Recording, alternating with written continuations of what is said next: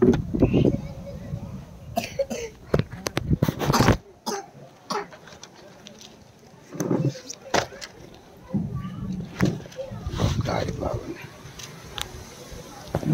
స్తోత్రములు.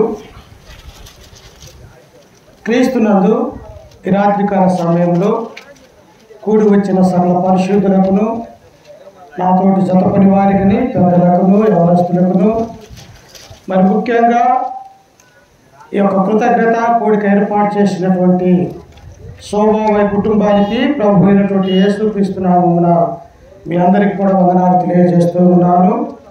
దేవుడు మనలందరినీ కూడా ఉదయం నుంచి ఈ రాత్రికాల సమయం వరకు తన యొక్క రెక్కల కింద మనల్ని భద్రపరిచి మనకు క్షేమాన్ని అనుగ్రహించినటువంటి తండ్రి అయినటువంటి దేవునికి మనం అందరం కూడా ఏం చేయాలా?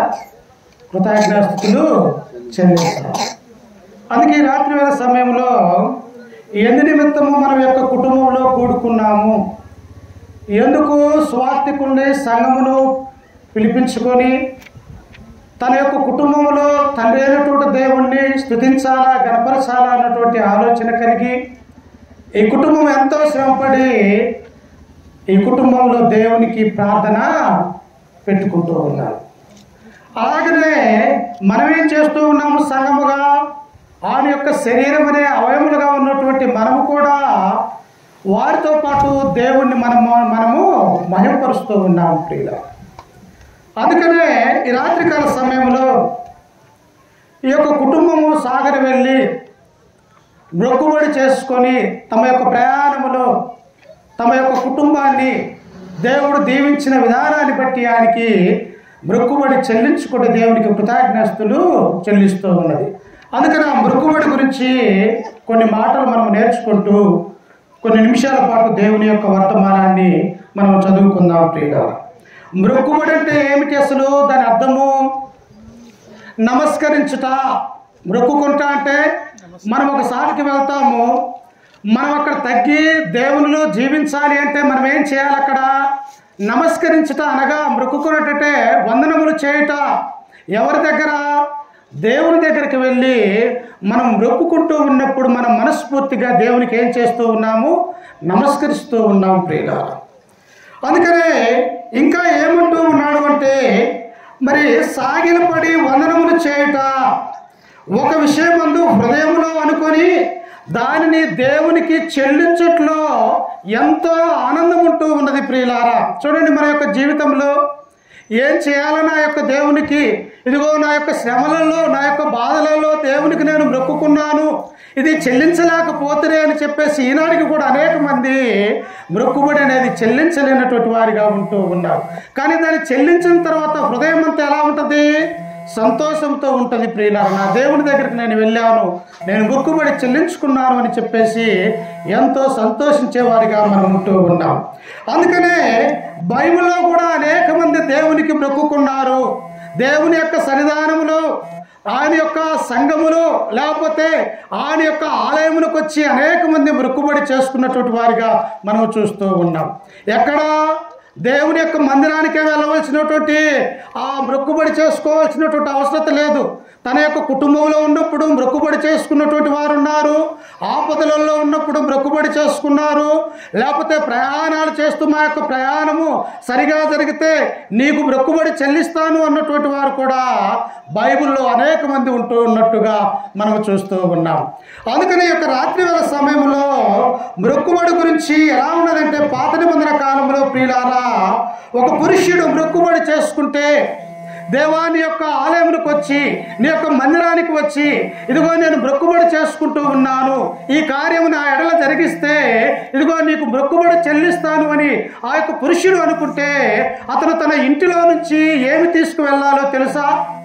పరిశుద్ధ గ్రంథంలో నుంచి సంఖ్యాకాండము 30వ అధ్యాయం 1-2 వచనాలు మనం చదువుకుంటే ఎలా మొక్కుబడి చెల్లించాలో అన్నటువంటి విషయము అక్కడ మనకు తెలియపరుస్తూ ఉన్నది. ఏం చెల్లించాలంట? పురుషుడు 50 తులముల వెండి చెల్లించాలా, ఒక వ్యక్తి మొక్కుబడి చేసుకుంటే దేవుని యొక్క యెరూషలేము యొక్క మందిరానికి వెళ్ళి పురుషుడు అన్నటువంటి వాడు ఏం చేయాలి అంటే తన మొక్కు తీర్చుకోవటానికి 50 తులాల వెండి దేవుని దగ్గరికి తీసుకుని వెళ్ళి ఇది దేవునికి ప్రతిష్ఠిస్తున్నానని తన మొక్కుబడి చెల్లించుకునేవాడిగా పాత నిబంధన యొక్క చట్టంలో ఉంటూ ఉన్నది ప్రియులారా. ఆ తర్వాత వచ్చేసి స్త్రీలు మొక్కుబడి చేసుకుంటే 30 తులముల వెండిని ఆ దేవుని యొక్క సన్నిధానానికి వెళ్ళి దేవునికి చెల్లించాలంటే ఇది దేవుడు మోషే ద్వారా ఇచ్చినటువంటి దేవుని యొక్క ధర్మశాస్త్రం ప్రియులారా. కానీ ఈనాడు మనం ఏం చెల్లించలేకపోతూ ఉన్నాం. ఎందుకు? క్రొత్త నిబంధనలు అమలులో ఉన్నది కనుక, పాత నిబంధన యొక్క చట్టంలో ఇవన్నీ కనుక మనమే వెండి బంగారాన్ని చెల్లించవలసినటువంటి అవసరం లేదు ప్రియులారా. ఎందుకంటే దేవుడు అంటాడు, మీ దగ్గర ఉన్నటువంటి వెండి నాదే, మీ దగ్గర ఉన్నటువంటి బంగారమును నాదే అంటూ ఉన్నాడు. అంటే దేవుడు మనకిస్తూ ఉన్నాడు. మనం సంపాదించుకోవటానికి దేవుడు మనకేమిస్తూ ఉన్నాడు? మంచి ఆరోగ్యాన్ని అనుగ్రహిస్తూ ఉన్నాడు, మంచి బలాన్ని. మనం వెళ్ళి అనేకమైనటువంటి పనులు చేసుకొని ధనాన్ని సంపాదించుకోవటానికి దేవుడు మనల్ని మంచి ఆశీర్వాదాలు అనుగ్రహిస్తూ ఉన్నాడు. కనుక మనము చేసే ప్రతిదీ కూడా ఎవరిదంట? దేవునిది అన్నటువంటి విషయాన్ని మనం ఇక్కడ చూస్తూ ఉన్నాం. ఈ సమయంలో చూడండి, యాకోబు మొక్కుబడి చేసుకున్నాడు. ఎక్కడ అంటే పరిశుద్ధ గ్రంథంలో నుంచి ఆదికాండము 28వ అధ్యాయము ఒకసారి చూడండి. ఆదికాండము 28వ అధ్యాయము 10వ వచనాన్ని మనం చదువుకుంటూ ఈ వాక్యాన్ని ముందుకు కొనసాగించుదాం. యాకోబు బయర్షెబా నుండి బయలుదేరి హారాను వైపు వెళ్ళుచు ఒక చోట చేరి ప్రొద్దు గ్రుంకి ఉన్నందున అక్కడ రాత్రి నిలిచిపోయి ఆ చోటి రాళ్లలో ఒకటి తీసుకొని తనకు తలగడగా చేసుకొని అక్కడ పండుకొనెను. ఎవరైనా? యాకోబు అనగా ఇస్సాకుకు 2 కుమారులైతే మొదటి కుమారుడు వచ్చేసి ఏశావు అయితే రెండవ కుమారుడు ఎవరు? యాకోబు. ఈ యొక్క యాకోబు తన యొక్క అన్నకు రావాల్సినటువంటి ఆ దీవెనలు తన తండ్రి ద్వారా పరమందున్నటువంటి దేవుని ద్వారా ఆయన పొందుకున్నప్పుడు తన అన్న అయినటువంటి ఏశావుకు బహుగా కోపగించుకున్నాడు. ఎందుకు? నాకు రావాల్సినటువంటి దీవెనలు పెద్ద కుమారుడిగా నేను తండ్రి తర్వాత తండ్రి హోదా కలిగినటువంటి నాకు రావాల్సినటువంటి ఆ పరలోకమందు ఉన్నటువంటి దీవెనలు ఈ చిన్న కుమారుడైనటువంటి యొక్క యాకోబు తెలివి జ్ఞానం కానీ తన తల్లితో పాటు మారువేషం వేసుకొని ఆ ఇస్సాకు ద్వారా ఈయన లబ్ధి పొందుతున్నట్టుగా మనము చూస్తూ ఉన్నాం. అప్పుడు తల్లి చెప్పినదయా, మీ అన్న ఇదిగో వేటకు వెళ్ళాడు, తిరిగి వచ్చే మాట అయితే నిన్ను బ్రతకనీయుడు, నిన్ను చంపేస్తాడు. కనుక ఇదిగో మా యొక్క సహోదరుడైనటువంటి ఆ యొక్క లాబాను అక్కడ ఉన్నాడు, అక్కడికి వెళ్ళి అయితే నువ్వు బ్రతకగలుగుతావు, నీ యొక్క ప్రయాణం అంతట్లో దేవుడు నీకు క్షేమాన్ని అనుగ్రహిస్తాడని తన తల్లి చెప్పినటువంటి సలహాని ఈ యొక్క యాకోబు ఆలకించి మార్గ మధ్యంలో అరణ్యంలో ఒక్కడిగా ప్రయాణం చేస్తూ ఉన్నాడు ప్రియులారా. వాస్తవంగా ఒక్కడు వెళ్ళాలంటే ఎంత భయము! అడవులలో సింహాలు, పులులు, కింద తేళ్లు, మరి అనేకమైనటువంటి ముండ్లు, అనేక విషయాలలో ఒక్కడు ప్రయాణించాలంటే ఎంత భయంకరమో ఒకసారి ఆలోచన చేయండి. కానీ ఎందుకు వెళ్తూ ఉన్నాడు? ఇక్కడుంటే నా అన్న ఎలాగైనా చంపుతాడు, ఇక్కడ నుంచి నేను నా మేనమామ దగ్గరికి వెళ్ళే మాట అయితే నేను బ్రతకగలను అని చెప్పేసి తన ప్రయాణాన్ని ముందుకు కొనసాగించి బయర్షెబా అనేటువంటి ఒక స్థలములో రాత్రి అయినందున ఈ రాత్రి నేను నడవలేను కనుక ఇక్కడ పడుకొని తెల్లవారిన తర్వాత నేను వెళ్తాను అని చెప్పేసి యాకోబు ఏం చేశాడంటే అక్కడ ఆ స్థలంలో పడుకొని ఉన్నాడు ప్రియులారా. అప్పుడు ఏం చేశాడు? మనకు కూడా తలదిండి అవసరం పడుకునేటప్పుడు, ఎందుకంటే మామూలుగా పడుకోలేము. అలాగని అక్కడ ఉన్నటువంటి కొన్ని రాళ్లల్లో తీసుకుని ఒక మంచి రాయిని ఆయన తల కింద పెట్టుకొని ఆయన నిద్రపోతూ ఉన్నాడు ప్రియులారా. అప్పుడు చూడండి ఏం జరిగింది అన్నటువంటి విషయాన్ని మనం ఆలోచన చేస్తే చదవయా. అప్పుడు అతడు ఒక కలగనను, అందులో ఒక నిచ్చెన భూమి మీద నిలవబడి ఉండెను, దాని కొన ఆకాశము మట్టుకు ఉండెను, దాని మీద దేవుని దూతలు ఎక్కుచూ దిగుచుండరి, మరియు యెహోవా దానికి పైగా నిలిచి, నేను నీ తండ్రి అయిన అబ్రహాము దేవుడును ఇస్సాకు దేవుడైన యెహోవాను, నీవు పండుకొని ఉన్న ఈ భూమిని నీకు నీ సంతానమునకు ఇచ్చేదను అని ఒక దర్శనం కలగన్నది ప్రియులారా. చూశారా? మనం కూడా పడుకుంటూ ఉన్నప్పుడు అనేకమైనటువంటి కళలు వస్తూ ఉంటాయి. రాత్రికాల సమయంలో సాతాను మన మీదకి వచ్చినట్టు, లేకపోతే మనం ఎక్కడికో వెళ్ళినట్టు, ఏదో పని చేసినట్టు ఈ నేటి దినాలలో కూడా మనకు కళలు వస్తూ ఉంటాయి. కానీ ఇక్కడ ఆ యొక్క యాకోబు అక్కడ నిద్రిస్తూ ఉన్నప్పుడు ఆయనకి ఏం కళ వచ్చినది? భూమికిని ఆకాశానికి ఒక నిచ్చెన కనిపిస్తూ ఉన్నది. ఆ నిచ్చెన మీద ఎవరున్నారు? దేవదూతలు కింద నుంచి పైకెక్కుతూ ఉన్నారు, పైనుంచి కిందికి దిగుతూ ఉన్నారు. ఆ నిచ్చెన పైన ఆకాశంలో పరమందు ఎవరు ఉన్నారు అంటే ఈ భూమిని ఆకాశాన్ని మానవాళ్ళని సృజించినటువంటి తండ్రి అయినటువంటి యెహోవా దేవుడు అక్కడ ఉన్నాడు ప్రియులారా. అప్పుడు అంటూ ఉన్నాడు యాకోబు, నీవు నిలిచినటువంటి యొక్క భూమి పరిశుద్ధమైనటువంటి స్థలము.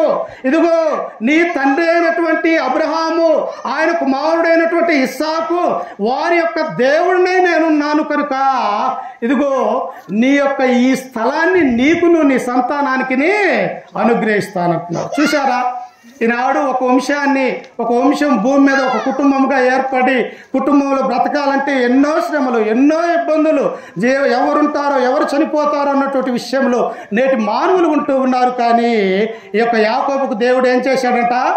నీకును నీ సంతానానికి నీ యొక్క స్థలాన్ని నేను ఇస్తానని ఆశీర్వదించినాడు ప్రియులారా. దేవుడు అందరినీ కూడా, మానవాళ్ళని కూడా దీవించేవాడిగా ఉన్నాడు, ఆశీర్వదించేవాడిగా ఉన్నాడు. అందుకనే బైబిల్లో అంటాడు, మీరు ఫలించి అభివృద్ధి చెంది విస్తరించి భూమిని నింపండి అని ఆయన అనేక విషయాలలో మానవాళ్ళని ఆశీర్వదించినాడు ప్రియులారా. కానీ మనమేం చేస్తూ ఉన్నాము? దేవుని యొక్క దీవెనలు పొందుకుంటూ ఉన్నాము కానీ దేవుని యొక్క సన్నిధానానికి రాము, ఆయన యొక్క ఆజ్ఞల ప్రకారం మనం నడుచుకోము. మన యొక్క మారు మనస్సు కలిగి మనము దేవునిలో ఉండటానికి మనం ఇష్టపడము. కానీ దేవుడు మనల్ని అందరినీ కూడా దీవించటానికి ఆయన ఎల్లప్పుడూ సిద్ధపాటు కలిగి ఉన్నాడు. అప్పుడు చూడండి యాకోబు ఏం చేశాడంటే 14వ వచనములో, నీ సంతానము భూమి మీద లెక్కకును ఇసుకరేణు వలనగును, నీవు పడమటి తట్టును, తూర్పు తట్టును, ఉత్తరపు తట్టును, దక్షిణపు తట్టును వ్యాపించదవు. భూమి యొక్క వంశములన్నీ నీ మూలముగాను నీ సంతానము మూలముగాను ఆశీర్వదించబడుదును. ఇది దేవుని యొక్క సంకల్పం. యాకోబుకు అప్పటికి ఇంకా వివాహం కాలేదు, ఒంటరిగా ఉన్నాడు, అరణ్యంలో ఉన్నాడు. ఏ సింహమైనను ఏ పులైనను ఆయన తిన్నా కానీ ఎవరు కూడా దిక్కులేనటువంటి వాడిగా ఉన్నాడు. కానీ తన మీద తన యొక్క తండ్రికి వాగ్దానం చేసినటువంటి ఆ పరమందున్నటువంటి దేవుడు ఆ దర్శనంలో కనిపించి నీకును నీ సంతానానికి నీ యొక్క దేశాన్ని నేను ఇస్తానంటున్నాడు. ఎవరు యొక్క యాకోబు సంతానము? ఎంతమంది యాకోబుకు పుట్టిన కుమారులు చెప్తారమ్మా ఎవరన్నా? ఎంతమంది యాకోబుకు పుట్టినటువంటి కుమారులు? 12 మంది కుమారులు, ఒక కుమార్తె ప్రియులారా. ఇట్టి యాకోబుకు ఇంకా వివాహం కాలేదు, ఇంకా తనకు పిల్లలు పుట్టలేదు. కానీ దేవుడు ఆశీర్వదిస్తూ ఉన్నాడు, నీ సంతానానికి ఈ భూమిని నేను ఆశీర్వదించి నీ సంతానానికి ఇచ్చేస్తానంటున్నాడు. నిజంగా దేవుని యందు భయభక్తులు కలిగి ఉంటే, దేవుని పట్ల విధేయత కలిగి ఉంటే, యథార్థముగా నీతిగా ఈ లోకంలో ఒక క్రైస్తవ యొక్క కుటుంబముగా మనం అందరం కూడా జీవిస్తే ఆయన ఏ స్థలములో ఉన్నా కూడా ఆ స్థలాన్ని దేవుడు నీకు ఇయ్యటానికి సిద్ధముగా ఉన్నాడు. ఇది మర్చిపోతూ ఉన్నాం మానవులుగా.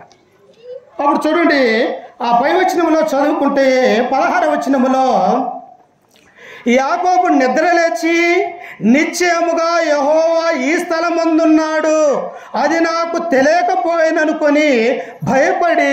చూశారా, యాకోబుకు ఉన్నటువంటి గొప్ప లక్షణం ఏందో తెలుసా? ఆ దేవుడు అంటే భయభక్తులు కలిగినటువంటి వాడు ప్రియుల. అప్పుడు ఆయన తెల్లవారేసరికి నిద్ర లేచాడు.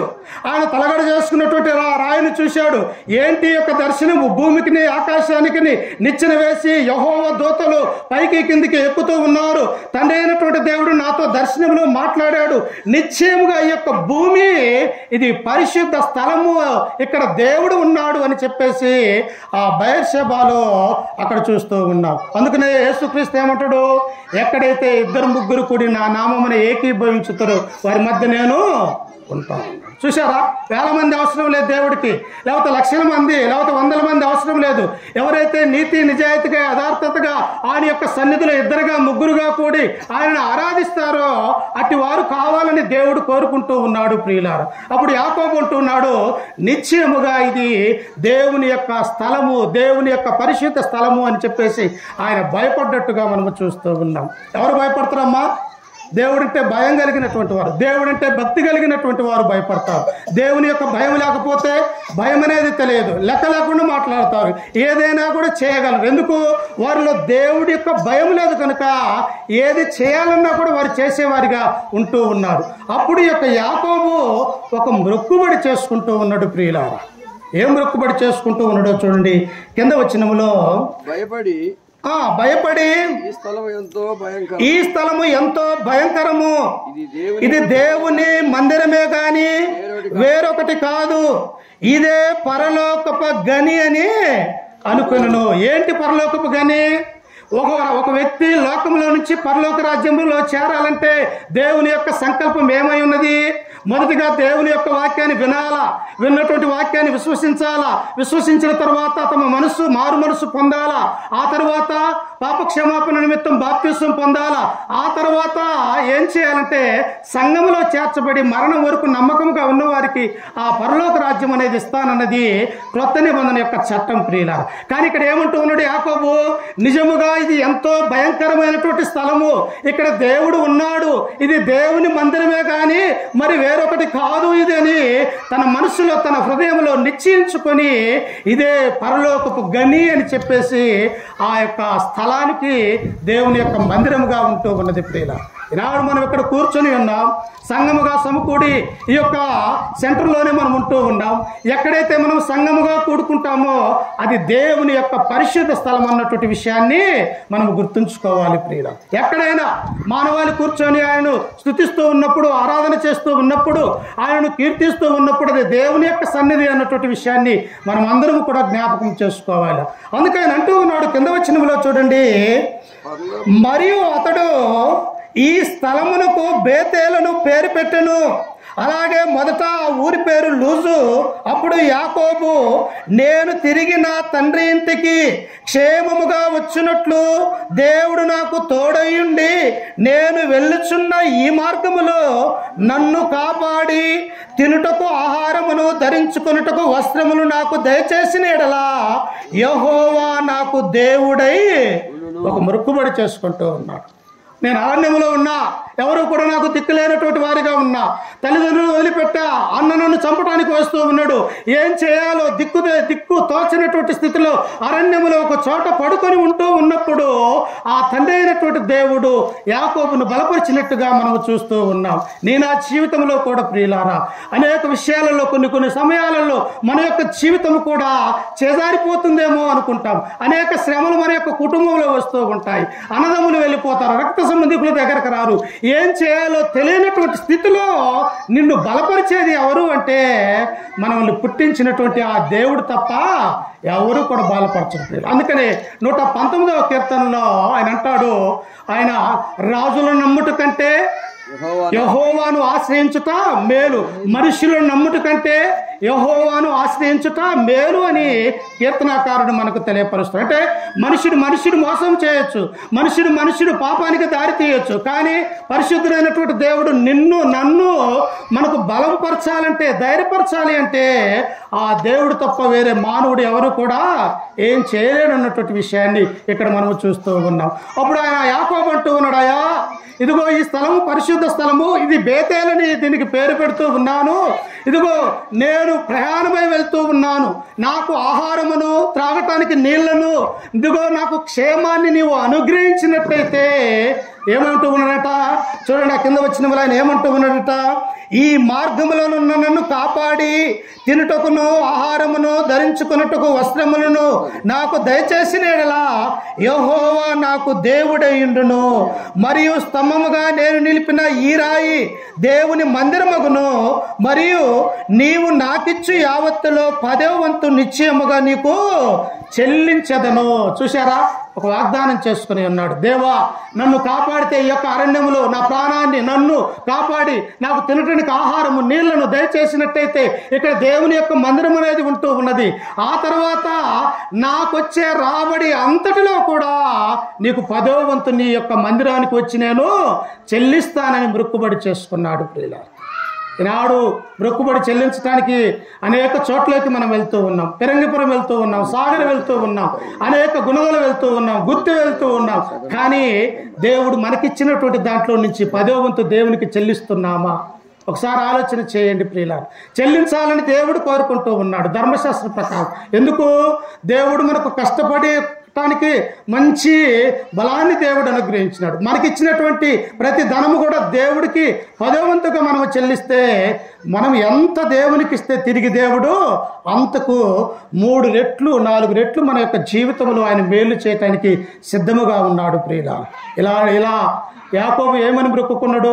నన్ను కాపాడి, నన్ను సంరక్షించి, నాకు మంచి ఆహారాన్ని, నీళ్ళని దయచేసినట్టయితే ఇదిగో నీకు 10వ వంతు నేను చెల్లిస్తానని ఆయన అంటూ ఉన్నాడు. నేను ఆ జీవితంలో కూడా మొక్కుబడి అంటే ఏదో అక్కడికి వెళ్ళాము, మనం ఏదో తీసుకుని వెళ్ళినది ఆహారంగా తిన్నామని కాదు. అక్కడికి వెళ్ళిన తర్వాత నీకు ఇచ్చినటువంటి దేవుళ్ళలో దానికి అక్కడ కానుకలు సమర్పించి, ఆ తదుపరి ఆయన యొక్క మందిరంలో కూర్చొని నీకు జరిగినటువంటి కార్యాలన్నీ కూడా తలపోసుకుంటూ దేవుని యొక్క సన్నిధానంలో ఉండాలని దేవుడు కోరుకుంటూ ఉన్నాడు ప్రియులారా. అందుకని ఈ సమయంలో మనం గమనించినట్టయితే ఆయా కాలాలలో అనేక మంది కూడా మొక్కుబడి చేసుకున్నటువంటి వారిగా మనము చూడగలము. ఇంకా చూడండి, మీకా సువార్త, మీకా పత్రికనా మీకా గ్రంథము 6వ అధ్యాయము 6, మీకా 6:6.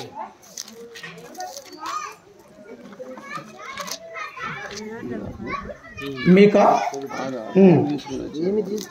ఏమి తీసుకొని వచ్చి నేను యెహోవాకు దర్శింతును, ఏమి తీసుకొని వచ్చి మహోన్నతుడైన దేవునికి నమస్కారం చేతును, దహన బలును వేలాది దూడలను అర్పించి దర్శించును. మీకా గారు అంటూ ఉన్నారయ్యా, నీవు నాకు అనుగ్రహించినటువంటి ఈ యొక్క ఇశ్రాయేలు ప్రజలైనటువంటి వీరు, ఇదిగో మా యొక్క జీవితంలో మీరు చేసినటువంటి అనేక మేళ్ల నిమిత్తమై ఈ ప్రజలేమో నిన్ను మర్చిపోతూ ఉన్నారు, నీ యొక్క సన్నిధానానికి రాలేకపోతూ ఉన్నారు. నీవు మాత్రం ఇశ్రాయేలు యొక్క ప్రజల్ని దీవిస్తూ ఆశీర్వదిస్తూ ఉన్నావు, ఏం చేయాలి ఒక ప్రవక్తగా అని చెప్పేసి మీకా తన యొక్క మనసులో ఉంటూ ఈ గ్రంథంలో తన యొక్క కళాన్ని రాస్తూ ఉన్నాడు ప్రియులారా. ఏమంటూ ఉన్నాడు? ఏమి తీసుకొని వచ్చి నేను యెహోవాను దర్శింతును. ఏం కావాలా? ఏమి తీసుకొని రావాలా? వేలాది పొట్టేళ్ళనా, లేకపోతే ఒక జ్యేష్ఠ కుమారుణ్ణా, ఏం చేయాలా అని చెప్పేసి ఆయన అంటూ ఉన్నప్పుడు పిల్లలు చిన్న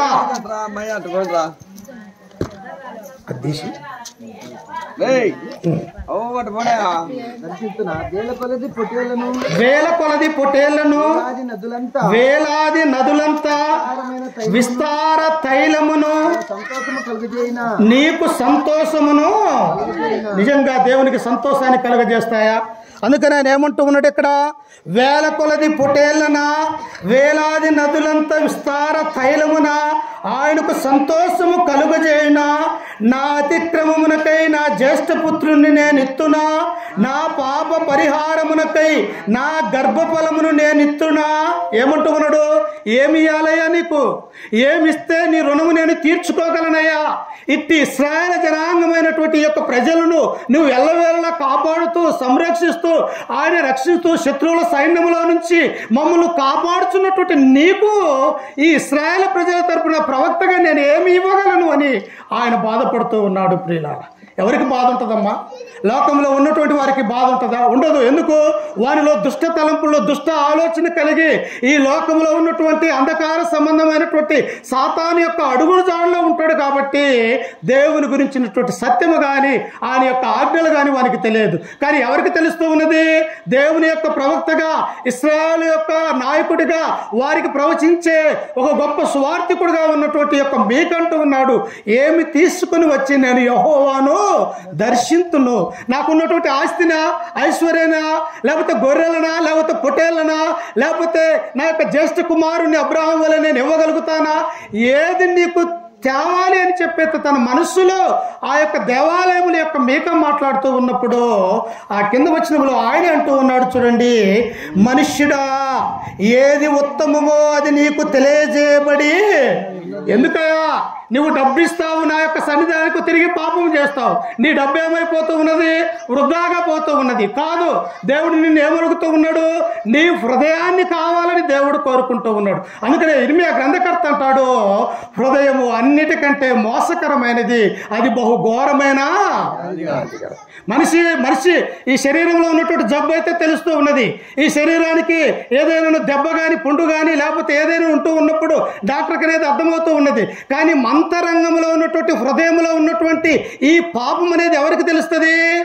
ఆ దేవుడికి మాత్రమే తెలుస్తుంది, కానీ ఏ మానవులకి కూడా తెలియదు. అందుకని ఇక్కడ అంటూ ఉన్నాడు, నీ వెండి అవసరం లేదు, నీ యొక్క పొటేలు నాకు అవసరం లేదు, నీ జ్యేష్ఠ కుమారుడు కూడా నాకు అవసరం లేదు, కానీ మనుష్యుడా ఏది ఉత్తమమో అది నీకు తెలిసే ఉన్నది అంటున్నాడు. ఏంటి ఉత్తమమైనది? ఏంటి ఉత్తమమైనది? మార్తా మరియా అనేటువంటి ఇద్దరు అక్క చెల్లెలు ఉన్నారు. వారు ఉంటూ ఉన్నప్పుడు యేసుక్రీస్తు వారు ఆ యొక్క ఇంటికి వచ్చినప్పుడు ఈ యొక్క మార్త ఏం చేస్తూ ఉన్నది? అయ్యో, లోకరక్షకుడైనటువంటి యేసుక్రీస్తు వారు నా యొక్క గృహంలోనికి వచ్చి ఉన్నాడు, భౌతిక సంబంధంగా ఆయనకు మంచి ఆహారాన్ని పదార్థాలని అనేక విధాలుగా చేసి ఆయన యొక్క కృపను ఆయనను తృప్తిపరిచే విధంగా నా వంటలు చేయాలని చెప్పేసి మార్త ఆ వంటగదిలోనికి వెళ్ళి విస్తారమైనటువంటి పనులు పెట్టుకుంటూ ఉన్నది. కానీ అక్కడ మార్త తప్పేం లేదు ప్రియులారా. ఈనాడు కూడా చూడండి, ఇక్కడ మనం సంఘంగా ఉన్నాం, సువార్థికులుగా ఉన్నాము. ఈ కుటుంబ కూడికలో చూస్తున్నటువంటి ఆ యజమానురాలు ఏం చేస్తారు? సువార్థికులకు మంచి ఆహారాన్ని పంచిపెట్టాలా అన్న ఆ ఆశ వారికి ఉంటూ ఉన్నది ప్రియులారా. అలాగే యొక్క మార్తకు కూడా ఏమైంది? లోకరక్షకుడు అనేటువంటి యేసుక్రీస్తు నా యొక్క గుమ్మంలోనికి వచ్చాడు, నా యొక్క గృహాలోనికి వచ్చాడు, నేనేం చేయాలా? మంచి ఆహార పదార్థాలు వండి పెట్టాలన్నటువంటి ఆలోచన కూడా అక్కడ ఉండి, కానీ మరియా అన్నటువంటి తన సహోదరి ఎక్కడ ఉన్నదంటే క్రీస్తు యొక్క పాదాల దగ్గర ఉన్నది. ఎవరు కూర్చుంటారు పాదాల దగ్గర? మంచం మీద ఒక వ్యక్తి కూర్చుంటే మనం కింద కూర్చోటానికి సాహసిస్తామా? ఏంది నా కాడికి నువ్వు గొప్ప, లేకపోతే నీ కాడికి నేనేమన్నా తక్కువ, దేంట్లో తక్కువ అని భౌతిక సంబంధంగా అనేకమైనటువంటి ఆలోచనలు మనం కలిగి ఉంటాము. కానీ ఇదిగో మరియా ఎక్కడ కూర్చున్నదో తెలుసా? క్రీస్తు యొక్క పాదాల దగ్గర కూర్చున్నాడు. అప్పుడు మార్త అంటున్నదయ్యా, విస్తారమైనటువంటి పనులు నేను ఒక్కదాన్నే చేసుకుంటూ ఉన్నాను, కానీ నా సహోదరి అయినటువంటి మరియా నీ యొక్క పాదాల చెంత ఉంటూ ఉన్నది. అయ్యా, ఆమెను నన్ను పంపించమని అన్నప్పుడు క్రీస్తు ప్రభు ఒక మంచి మాట అక్కడ అంటాడు, మార్తా మార్తా, నీవు అనేకమైనటువంటి పనుల ద్వారా విస్తారంగా నువ్వు పెట్టుకున్నావెన్నో, కానీ మనుషుడికి మానవునికి ఒక్కటే అవసరమై ఉన్నది. ఏంటి ఆ ఒక్కటి? మరియా ఉత్తమమైన దాన్ని ఎంచుకున్నది. చూసారా ఏంటి ఉత్తమమైనది? దేవుని యొక్క వాక్యం ప్రియులారా. ఎన్ని చేసినా, నువ్వెంత ఖర్చు పెట్టుకున్నా వాక్యం వినకపోతే అది వ్యర్థము. అందుకనే మరి ఏం చేసిందంటే ఉత్తమమైన దాన్ని ఎంచుకుంటూ ఉన్నది. అందుకని ఇక్కడ మీకా అంటున్నాడు, మనుషుడా ఏది ఉత్తమమైనదో అది నీకు తెలియజేయబడి ఉన్నది. ఎక్కడ? తన గ్రంథంలో రాసి ఉంటాడు. 66 పుస్తకాలు ఇక్కడ మనం నేర్చుకోవాలని, మనము తెలుసుకోవాలని, ఆయన యొక్క సంకల్పం ఏమిటో అర్థం చేసుకోవాలని, ఆయన యొక్క వాక్యాలు, ఆయన యొక్క మాటలు, ఈ 66 గ్రంథాలు ఉన్నాయి. దాంట్లో నుంచి ఉత్తమమైనది నువ్వు తెలుసుకోవాలని దేవుడు కోరుకుంటూ ఉన్నాడు. కానీ మానవుడు ఏం చేస్తాడో తెలుసా?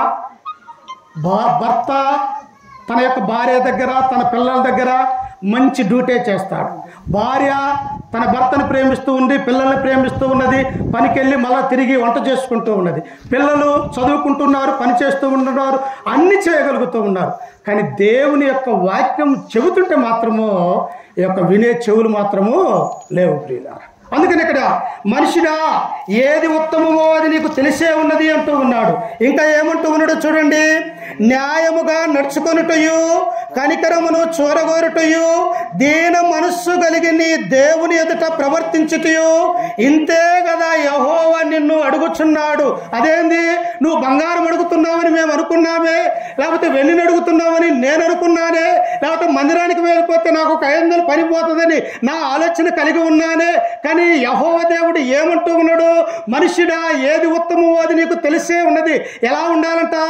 న్యాయముగా నడుచుకోవాలని, యథార్థముగా ఉండాలని, దీన మనస్సు కలిగి నీవు ఉండాలని. ఇదే కదా దేవుడు నిన్ను అడుగుతున్నాడు. ఏమని అడుగుతున్నాడమ్మా? మన అందాన్ని, మన ఐశ్వర్యాన్ని, లేకపోతే మన యొక్క సంపదన దేవుడు ఏమీ కూడా అడగట్లేదు. ఇదిగో నా కుమారుడా, నీ హృదయం నాకు ఇమ్మమంటూ ఉన్నాడు. ఇద్దామా హృదయాన్ని దేవునికి? మన హృదయంలో దేవునికి చోటిద్దామా? ఎందుకు? మన యొక్క హృదయమే దేవుని యొక్క ఆలయం ఉన్నదని మీరు ఎరగరా అని కొరింథీయులకు రాసిన పత్రికలో అపోస్తలుడైనటువంటి పౌలు అంటూ ఉన్నాడు. ఈ యొక్క హృదయం అనే దేవుని యొక్క ఆలయంలో ఏముండాలి? పాపమైనటువంటి ఆలోచనలు ఉండకూడదు, దేవుని యొక్క వాక్యముతో నిండి ఉండాలా. అందుకనే రోమీయులకు రాసినటువంటి పత్రిక 12వ అధ్యాయం 1వ వచనం అంటాడు చూడండి. అపోస్తలుడైనటువంటి పౌలు గారు రోమీయులకు రాసినటువంటి పత్రిక 12వ అధ్యాయము 1వ వచనం నుంచి మనం చదువుకుంటే ఏంటి ఆ ఉత్తమమైనది? కాబట్టి సహోదరులారా పరిశుద్ధమును దేవునికి అనుకూలమునైన అదిగో చూడండి ఒకసారి, ఏదంటే ఉత్తమమైనది.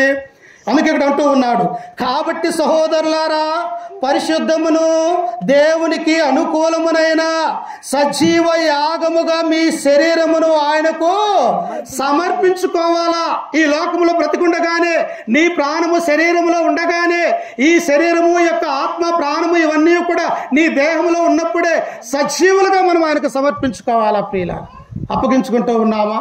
లేకపోతే మన యొక్క శరీరం పాపానికి అప్పగించుకుంటూ ఉన్నామా? ఒకసారి ఆలోచన చేయండి ప్రియుల. ఏమంటూ ఉన్నాడు? ఏది ఉత్తమమో అక్కడ తెలియజేసి ఉన్నాడు మీకా గారు. అలాగనే ఇక్కడ యాకోబు అరణ్యంలో ఆయన ఒప్పుకున్నాడు, నాకు ఆహారాన్ని నీటిని నా యొక్క ప్రాణానికి నువ్వు తోడుగా ఉంటే నాకు వచ్చే దాంట్లో 10వ వంతు నీకు చెల్లిస్తానని అక్కడ అంటూ ఉన్నాడు. ఇక్కడ ప్రవక్త అయినటువంటి మీకా అన్నాడు, ఇదిగో న్యాయముగా నడుచుకోవాలా, దీన మనస్సు కలిగి ఉండాలని అక్కడ అంటూ ఉన్నాడు. అక్కడ మరియా ఉత్తమమైన దాన్ని ఎన్నుకున్నాడు. ఇక్కడికి వచ్చేసరికి అపోస్తలుడైనటువంటి పౌలు అంటూ ఉన్నాడు, ఓ రోమాలో ఉన్నటువంటి అన్యులారా, క్రైస్తవులారా, క్రీస్తు నందున్నటువంటి వారులారా, మీరు దేవుని యొక్క శరీరంలో అవయములై ఉన్నారు కనుక ఎలా ఉండాలా? మీరు భౌతిక సంబంధమైనటువంటి కైసరా చక్రవర్తి యొక్క ఆజ్ఞల ప్రకారము ఆయన దేవుడని మీ మనస్సులలో అనుకోవద్దు. ఏమనుకోవాలా? మీ యొక్క శరీరాన్ని ఆ యొక్క చక్రవర్తులకు కాదు కానీ సమర్పించేది పరలోకమందున్నటువంటి దేవుడైనటువంటి యెహోవాకు సజీవ యాగముగా మీ యొక్క శరీరాన్ని సమర్పించాలి. ప్రియులారా, బాప్తిస్మ యోహాను ఉన్నాడు, యోర్దాను నదిలో బాప్తిస్మ ఇస్తూ ఉన్నాడు. అనేక మంది అక్కడికి వస్తూ ఉన్నారు. ఎవరో తెలుసా? నీ నాలాంటి వారు పేదవారు కాదు, నీ నాలాంటి చదువులేనటువంటి మూర్ఖులు కాదు. అనేక మంది సద్దూకైలు, పరిచయులు, శాస్త్రులు అనేక మంది ఆ యొక్క యోర్దాను నదికి వస్తూ ఉన్నప్పుడు ఈయన బాప్తిస్మ ఇచ్చి యోహాను అన్నాడు, సర్ప సంతానమా, రాబో ఉగ్రతను నువ్వు బుద్ధి చెప్పుటకు ఎవరు నీకు బుద్ధి చెప్పిందంటూ. అంటే సర్ప సంతానము ఎవరు? సర్ప సంతానము సాతాను ద్వారా శోధింపబడి ఈ యొక్క లోకంలో ఉన్నటువంటి మనమందరము కూడా వాని ఆజ్ఞల ప్రకారం నడుచుకున్నటువంటి మనము సర్ప సంతానముగా పిలువబడుతూ ఉన్నాం. అదే రోమపత్రిక 3:11 అంటాడు, ఏ భేదమును లేదు, అందరూ పాపము చేసి దేవుని యొక్క మహిమను పొందలేకపోయారు. మా పాపం పెట్టుకొని దేవుని యొక్క సన్నిధానంలో ఉంటే ప్రయోజనం ఏమన్నా ఉన్నదా? ఏమీ కూడా లేదు ప్రియుల. అందుకనే ఇక్కడ అంటూ ఉన్నాడు, ఇది సజీవ యాగముగా మీ యొక్క శరీరమును దేవునికి సమర్పించాలంటూ ఉన్నాడు. అందుకే చూడండి, ఇట్టి సేవ మీకు యుక్తమైనది. ఎట్టి సేవ? దేవుని యొక్క వాక్యమనే సేవ, దేవుని యొక్క సన్నిధిలో గడిపే సేవ. సెల్ ఫోను ఏ చదువు లేకపోయినా కూడా మనం ఆపరేటర్ చేయడానికి వస్తూ ఉన్నదే. మరి దేవుని యొక్క వాక్యాన్ని మనకి పుట్టినటువంటి కుమారులతో కుమార్తెలతో అయా ఈ గ్రంథంలో ఉన్నటువంటి 2 మాటలు చదివితే ఆ చదివిన దాన్ని నా యొక్క హృదయంలో గ్రహిస్తానన్న ఆలోచన మనకి ఎందుకు ఉండదు? చదువులేదు మనకి, కానీ టచ్ సెల్ ఫోన్ వస్తూ ఉన్నప్పుడు ఇది ఏమి నొక్కాలో, ఏది చూడాలో ఇవన్నీ కూడా మనం చేస్తూ ఉన్నాము. కానీ దేవుని యొక్క గ్రంథాన్ని పట్టుకొని ఈ చేతులతో అటు ఇటు తిప్పి ఏం వాక్యమో ఒకసారి మనం చదివించుకున్నాము ప్రియులారా. చూసారా? దేవుని యొక్క సత్యము, దేవుని యొక్క వాక్యము ఎంత యుక్తమైనదో అన్నటువంటి విషయాన్ని మనం ఆలోచన చేయాలి. అందుకే ఇక్కడ అంటూ ఉన్నాడు ఆయన, మీరు ఈ లోక మర్యాదను అనుసరింపక. చూడండి, దేన్ని అనుసరించకూడదు? ఈ లోకములో మర్యాదను అనుసరింపక. మనం వెళ్తూ ఉన్నాం, ప్రయాణమై ఒక విధవరాలు ఎదురొస్తూ ఉన్నది. విధవరాలు ఎదురొస్తున్నది, పక్కకు పోవాలంట. ఏమి? ఆమె మనిషేగా, ఏమున్నది ఆమెలో? నీ నాతో సహోదరులుగా, మన యొక్క తల్లులుగా ఈ లోకంలో ఉన్నటువంటి వారేగా. వారు ఎదురొస్తే మనకి ఏమవుతుంది? ఏమీ కాదు ప్రియుల. అందుకనే ఈ లోక మర్యాదను అనుసరింపక. ఈ లోక మర్యాద ఏమిటి? అనేక విషయాలలో, భౌతిక సంబంధమైనటువంటి విషయాలలో మనం ఎక్కడైనా పడిపోయినట్టు ఒక తాయి తెప్పించుకోవాలని, లేకపోతే ఇంకేదో చేయాలని, ఇంకోదే చేయాలన్నటువంటి ఈ భౌతిక సంబంధమైనటువంటి విషయాలని మీరు అనుసరింపక ఏమంటూ ఉన్నాడో చూడండి, ఉత్తమమును. చూడండి అక్కడ కింద వచనములో, ఉత్తమమును అనుకూలమును సంపూర్ణమై ఉన్న దేవుని చిత్తమేదో పరీక్షించి తెలుసుకున్నట్లు ఉత్తమమైనటువంటి దేవుని యొక్క చిత్తం ఏమిటి అయా? ఈనాడు నేను కుటుంబ ప్రార్థనకు వెళ్తూ ఉన్నాను. అక్కడ నేను ఏం చేయాలా? నీ చిత్తమయ్యా. పాటలు పాడాలా? పాటల ద్వారా నేను మహిమపరుస్తా. ప్రార్థనతో స్వార్థికులతో ఏకీభవిస్తా. లేకపోతే దేవుని యొక్క వాక్యం స్వార్థికులు చెబుతూ ఉన్నప్పుడు 100 మాటలలో ఒక 10 మాటలను నేను వినాలయ్యా. ఇది దేవుని యొక్క చిత్తము, నీ చిత్తమయ్యా. నాకు మంచి హృదయాన్ని అనుగ్రహించు. ఆ హృదయంలో నీ వాక్యం ఉండేటట్టు చేయమని మనమందరం కూడా ఆలోచన చేయాలి ప్రియుల. అందుకని పౌలు అంటూ ఉన్నాడు, రోమీయులారా, ఉత్తమము అనుకూలమైనది ఏంటి అంటే సజీవ యాగముగా మీ యొక్క శరీరాల్ని సమర్పించాలంటున్నాడు. ఇంకా ఇక్కడ ఏమంటూ ఉన్నాడు చూడండి, ఆయన దేవుని చిత్తమేమిటో పరీక్షించి తెలుసుకున్నట్లు మీ మనస్సు మారి నూతన మగుట వలన రూపాంతరం పొందాలా. ఎప్పుడు ఒక మనిషి అలాగనే ఉండకూడదు, పాపంలోనే ఉండకూడదు. అందుకని ఎఫెసీయులకు రాసిన పత్రిక 2:1 అంటాడు, మీ అపరాధముల చేతను పాపముల చేతను మీరు చచ్చిన వారై ఉన్నారు. ఏం చేస్తూ ఉన్నాడు? అదే ప్రకటన గ్రంథములు అంటాడు కూడా, నీ క్రియలను బట్టి నీకు తీర్పు జరుగుతూ ఉంది. చూశారా? మనం ఏమనుకుంటామంటే ఈ 70 సంవత్సరాలే కదా నా యొక్క బ్రతుకు, నేనేం చేస్తే ఎవరికి తెలుస్తూ ఉన్నదిలే, ఎలా జీవిస్తే ఎవరు నన్ను చూస్తూ ఉన్నారేమో నీవు అనుకుంటున్నాడు కదా. అదే కీర్తన గ్రంథం 139 1-10 వచనాలు చదువుకుంటే దావీదు మహారాజు అంటాడు, దేవా నా నడకను నా పడకను నీకు తెలిసే ఉన్నవి, నోటి మాట నాలోనికి రాకముందే నేనేమనుకుంటున్నానో నీకు తెలిసాయా అని దావీదు మహారాజు కన్నీరు కారుస్తూ దేవుని యొక్క సన్నిధిలో ఉంటూ ఉన్నాడు. అందుకే ఏం చేయాలి? మృక్కుబడిలో దేవునికి మనం సజీవ యాగముగా ఆయన యొక్క సన్నిధిలో మనం సమర్పించే వారిగా మనం ఉండాలి ప్రియుల. చివరిగా ఒక మాట చదువుకుని ముగించుకుందాం. చూడండి, జ్ఞాని అయినటువంటి సొలొమోను రాసినటువంటి ప్రసంగి గ్రంథము 5వ అధ్యాయము ఒకసారి చూడండి, చివరిగా చదువుకుని ముగించుకుందాము. జ్ఞాని అయినటువంటి సొలొమోను రాసినటువంటి ప్రసంగి గ్రంథము 5వ అధ్యాయము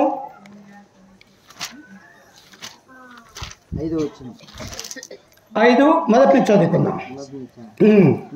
నీవు దేవుని మందిరమునకు పోవునప్పుడు నీ ప్రవర్తన జాగ్రత్తగా. చూశారా?